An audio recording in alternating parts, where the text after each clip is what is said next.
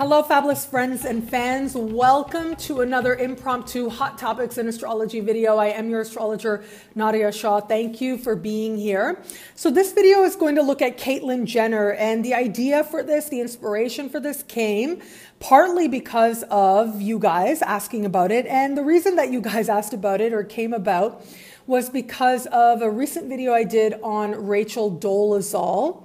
And this whole idea of transracial and how that is being exemplified or symbolized in the sky by Neptune currently in Pisces, particularly in light of the fact that Neptune in Pisces has began a conversation with Saturn in Sagittarius. So these two planets are speaking and they are asking us to confront, to look at, to get honest, to consider the limitations of what ultimately is superficial and what isn't, and especially where it comes to things like cultural identity, very, very strongly indicated by this particular conversation, this particular square. Where is our comfortability with it? Where is our limits to that? Where is it that we're ready to move beyond that?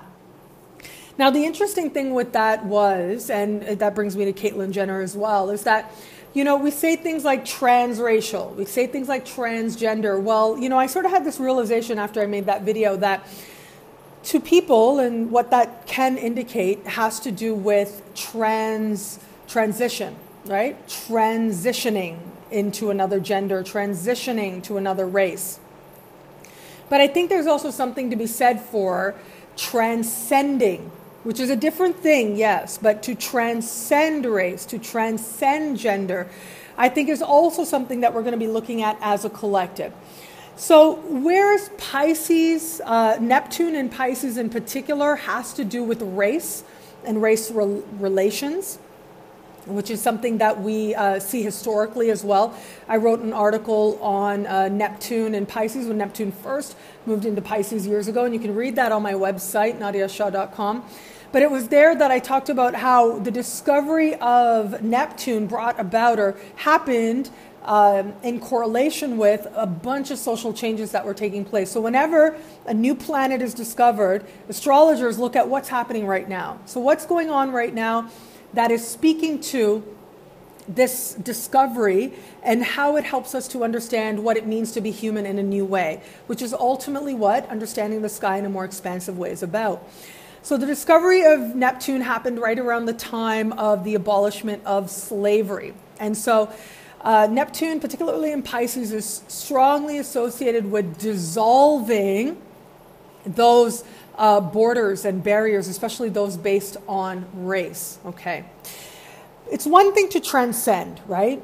It's another thing to transition. Those are two different things. In a sense, you could say that the transition is part of ultimately transcending, but putting that to the side for a moment, I actually think, and especially when we're looking at Caitlyn Jenner, and especially when we're looking at Caitlyn Jenner speaking to our collective experience, what are we all going through? What are we learning together?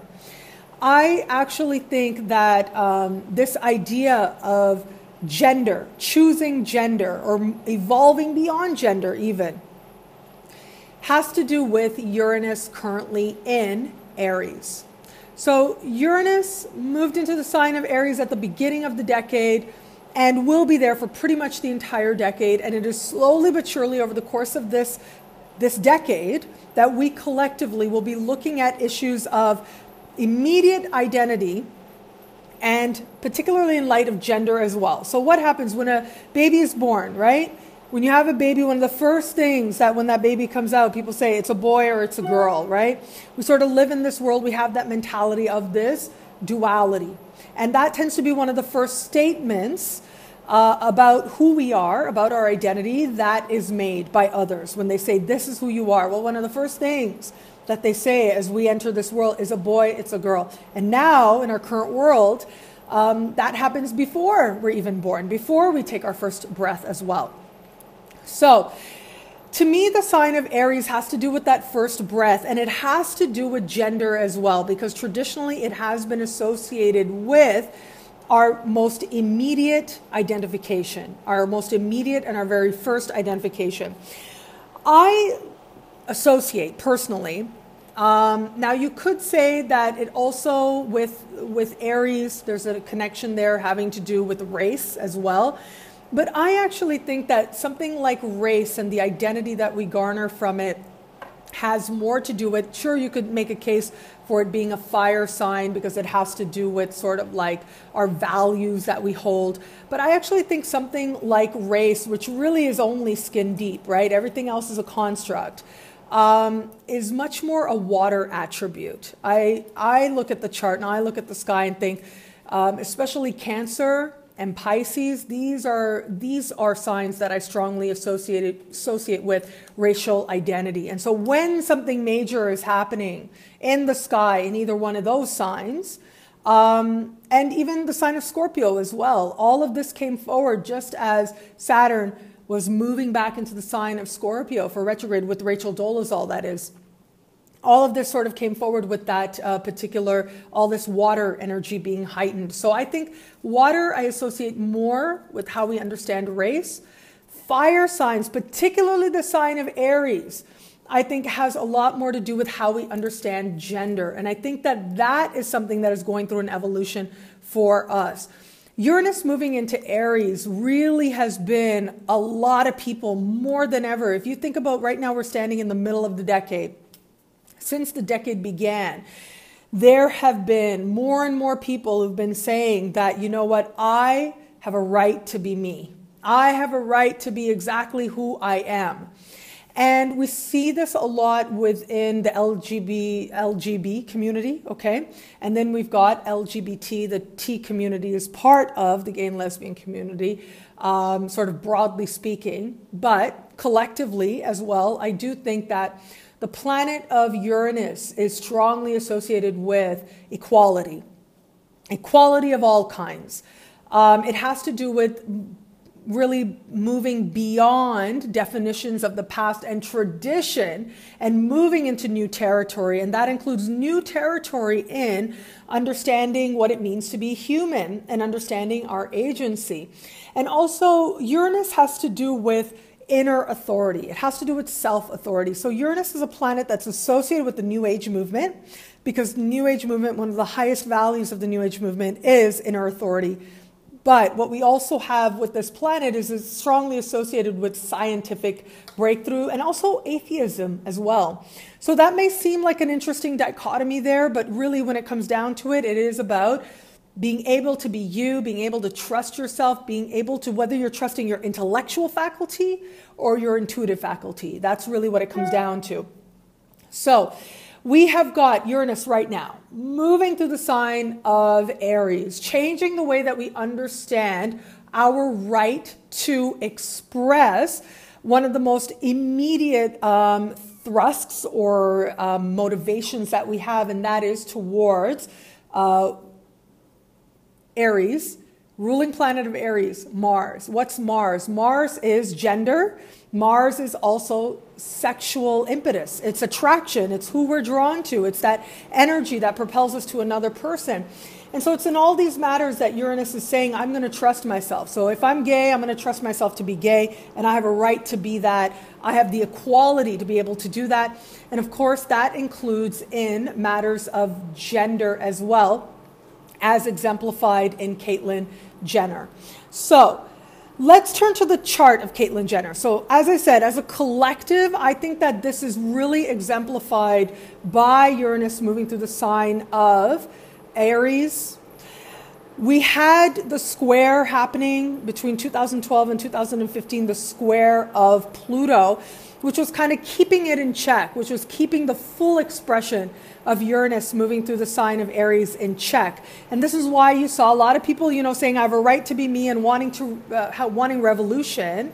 But we saw these very strong, police figures of state being able to suppress that expression. Well, that's Pluto square. That square is now parting. And so that allows that Uranus to be that much more encumbered. And you add to that right now, over the course of this year, Jupiter has been trining that Uranus. Coming up late next year, Saturn, and into 2017, Saturn will start trining Uranus. So we're going to continue to see progress made on the front of equality all around, especially where it comes to all things having to do with the Mars within us. So all things having to do with who we're attracted to, who we're driven towards, and our gender, our most immediate gender identity and what we understand that to be. Caitlyn Jenner, I think, is just part of, and really one of the high points of really bringing to the fore a larger conversation around transgender than we have had before, as part of moving things forward, as part of progress. So let's turn to Caitlyn Jenner's chart, okay? Caitlyn Jenner's chart. Few things taking place here that really caught my attention as part of this moment and this change, but also natally as well. Now, I have had, I'm born and raised in downtown Toronto, okay? Lived in downtown Toronto for pretty much my entire life.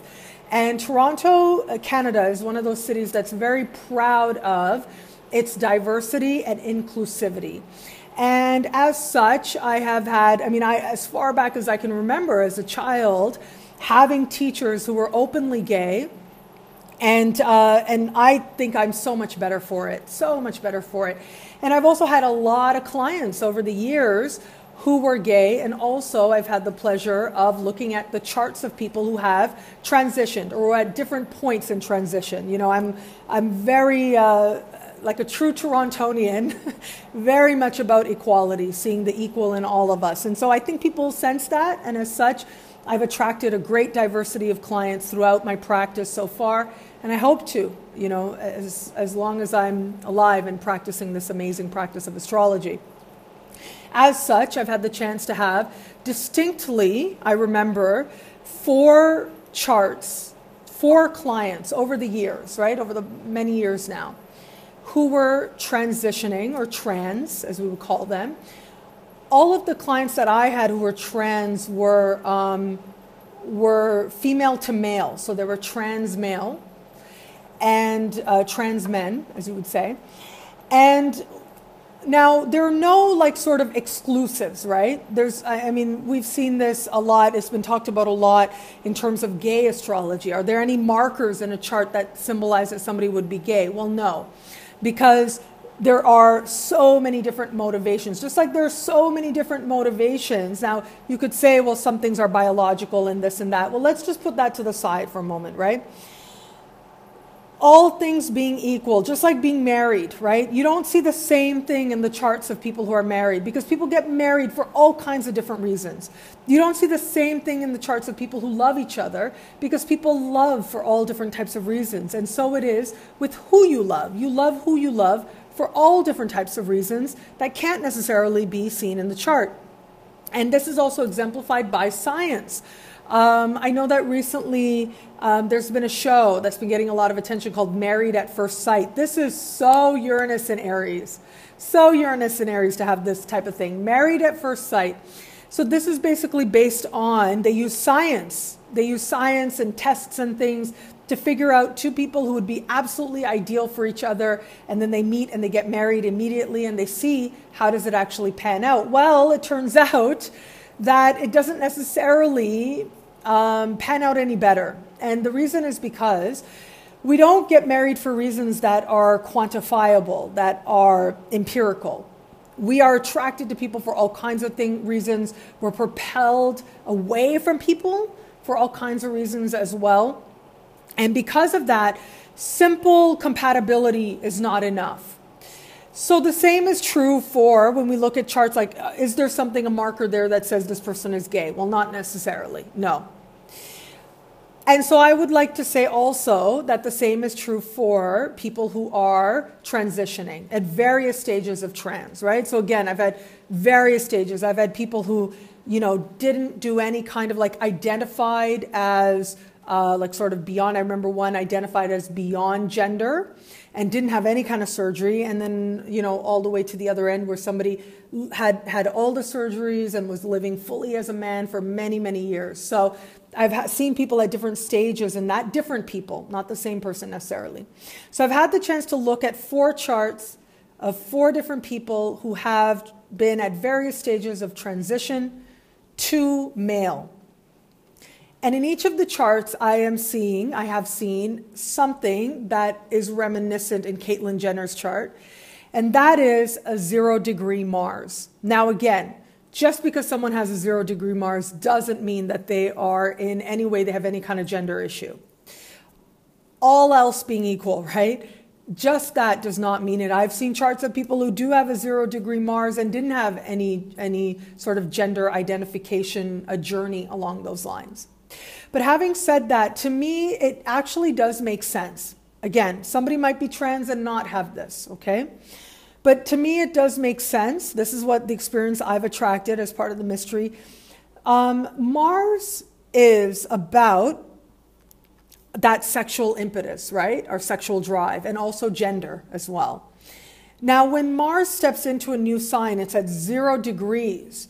That is a very powerful symbol of having stepped into a new energy, but not really knowing how that's going to realize itself, how that's going to express itself just yet, okay? So I have seen this, again, it's not exclusive, but when you have a 0-degree Mars, it does suggest that part of the soul's journey is going to be to understand gender and how to express that, to define gender in to figure out and to have that quiet space within that part that is separate from everyone, and to figure out what gender is going to mean to them, what impetus and sexual impetus and attraction is going to mean to them, and how it is that they're going to express that is part of that soul's journey when we see a 0-degree Mars in a chart. So Caitlyn Jenner has a 0-degree Mars in the sign of Virgo. And so this, to me, immediately I sort of thought of, okay, that could very well be a very strong symbol for somebody who would, at some point in life, whether early in life or later, have to explore issues of gender identity. But here's what's really interesting, because ultimately, as Caitlyn Jenner has said, it was really it's really been now that that the move to actually own it and step into it has come in. And there's a few different things I'm seeing in the chart that indicate that. One of the most powerful symbols that I'm seeing here that suggests this is Uranus conjunct the North Node. So the North Node in Caitlyn Jenner's chart is 15 degrees. So Uranus started conjuncting that North Node last year. And it was last year that the rumors started, that people started paying attention, that the more visible plastic surgery started taking place that were feminizing the appearance. So that started happening last year in 2014. And that's what we have actually taking place. And I think that this is where, now Uranus conjunct the North Node is really about moving in a whole new direction in life, a direction that has to do with, as Jeff Green says, who you've been created to be and not who you've been conditioned to be. And Uranus is associated with equality, right? And it has to do with moving beyond gender as well, recognizing the equalness of all things. For someone who has a 0-degree Mars and then has Uranus moving over the North Node, this is going to be somebody who's going to powerfully get in touch with Uranus and Aries, North Node and Aries at that, being conjunct by Uranus. This is somebody who's going to get in touch with that Mars, who's going to get in touch with the Aries energy within. Ruling planet of Aries is Mars, and say, okay, I'm going to own this. And I have got to be me. I've got to move in a direction where I'm free and I am truly in my truth. That's what Uranus is. Uranus is being in your truth. When you have a chart of somebody who has a very strong Uranus in their chart, what that means is it's strongly placed on an angle, or it's very tightly aspecting personal planets. When you have somebody with a strong Uranus in their chart, this is somebody who has to be themselves, right? Is determined. Now, how that Uranus is aspected, right? If it's got trines, they find a way to do that easily and comfortably. If it's squares, they fight for that right to be themselves. But Uranus is about being true to you. At the end of the day, it's about saying, you know what, if I can't be me, give me liberty or give me death. That's Uranus right there. And so Uranus conjunct the North Node is about, the North Node is pulling you towards greater love and greater wisdom. When planets conjunct that North Node, your life shows you what that pathway is. New ideas, new inspirations, and big changes enter when planets conjunct the North Node. And the further out that planet is, the slower that planet is, the more notable those changes are going to be, as is the case with Uranus. Uranus conjunct the North Node happens once in a lifetime. Happens once every 84 to 86 years or so. So when it happens, it really is once in a lifetime. For Caitlyn Jenner, it's happened at this point in a life, and it is representing a real move towards standing in the truth of who she is. And then you add to it something else. Now, here's the thing. Caitlyn Jenner has had Saturn moving through the first house. And I've heard her in interviews say that she had this realization that, you know, now in her 60s, if she allowed herself to die without ever truly becoming who she is, it would have been a life wasted in some fundamental ways. And to me, that is part of the exploration of Saturn in the first house. Saturn in the first house makes you consider your mortality, makes you really get honest with the fact that where is it that you need to take greater ownership for your happiness, and where is it that you are actually going to do what you need to do now so that you can die in peace, so that you can leave the legacy you want. That's what Saturn is about. Saturn is about recognizing your mortality, considering your legacy, and saying to yourself, now or never.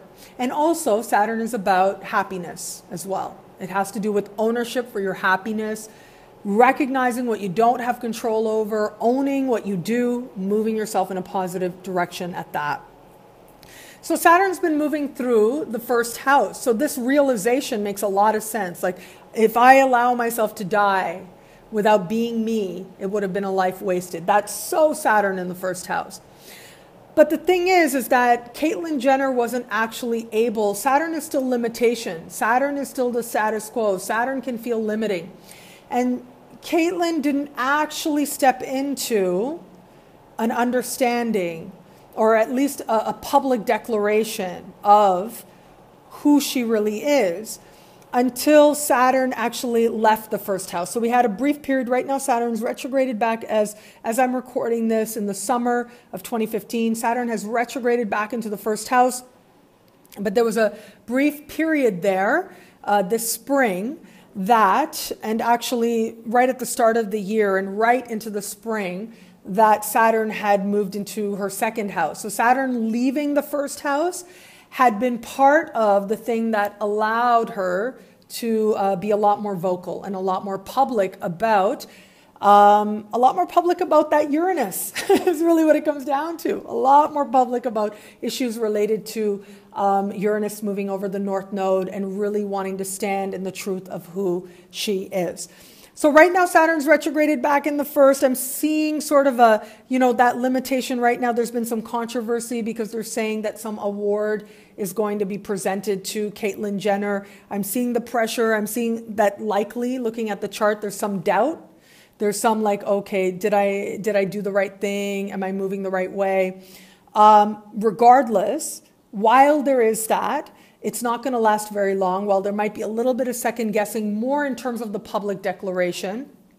And I got to say, if this award, I don't have the date in front of me and when the award ceremony is, but we are going to have at the end of September, particularly very beginning of October, Saturn will leave that first house and be unencumbered. So I do think that right about now, Saturn can bring gifts. Saturn very much can bring gifts, especially as it's nearing the end of a transit, whether it's a transit through a house or a transit through a sign. So this can be a time of major progress, things like this award, right? Awards is it's kind of Jupiterian, but it's also very Saturnian as well. So we have this award ceremony taking place. There might be some resistance, okay, as we're already seeing, but it looks like she's very aware of that, very open to that. A little bit later on this summer, while Saturn's still in the first, there's going to be sort of a summer series really diving into exploring the transition that Caitlyn's going through. And as part of this is going to be happening with Saturn in the first house. So I do think that there's some mixed feelings around this. There's some nervousness around this. And there's going to be some pressure for Caitlyn as well. But having said that, again, Uranus has moved over the North Node. There's no turning back. When Uranus moves over the North Node, you got to change. You must change. And if you don't, life makes it very difficult for you. And I have no doubt, looking at this chart, that it really must have gotten to the point where it was like, you know what, I am fundamentally being dishonest about something that's so important to me. It must have felt very important. And so this decision doesn't look like it was made lightly. The decision to be public about this wasn't made lightly. But now there really is, it must feel very much like, you know what, there's no turning back. I'm going full ahead with this. And I actually think that moving forward, we will have, coming up a little further down the road, in 2017, Jupiter will cross the ascendant of Caitlyn Jenner's chart, conjunct the sun, and conjunct the sun at the same time. So people with sun conjunct the ascendant, they really have to be themselves. They really have to connect with that part of them that knows that they deserve to shine for something that is honest in their soul and their spirit. That's part of the life journey. And I do think that as Jupiter late 2017, Jupiter is going to move over the ascendant. Jupiter moving over the ascendant changes the appearance, makes the appearance more pleasing, but will bring about a change to the appearance. And I do think the likelihood of that being the time when the full transition taking place is strongly indicated. Lots of protection around at that time. Jupiter will trine Uranus in the natal chart of Caitlyn Jenner at that time as well. So I do think positive changes all around that help Caitlyn really stand into that truth that might have felt elusive, but very soon will start to feel like a very real and very authentic part of who she really is. Well, I will stop there. Thank you so much again for your questions in this collective exploration and individual exploration of Caitlyn Jenner's chart. Truly so grateful for this moment with you. I wish you all good things. Until we connect again, take care.